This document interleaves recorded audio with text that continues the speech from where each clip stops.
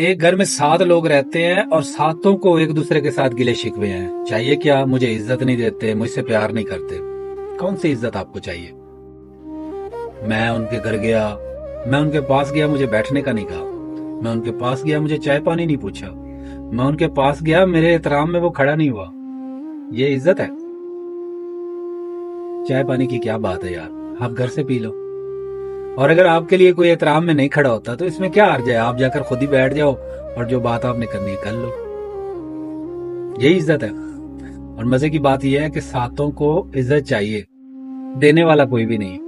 کوئی یہ ہے جو کہتا ہے کہ میں دیتا ہوں، مجھے نہیں چاہیے، میں دیتا ہوں. کوئی ہے ایسا گھر میں؟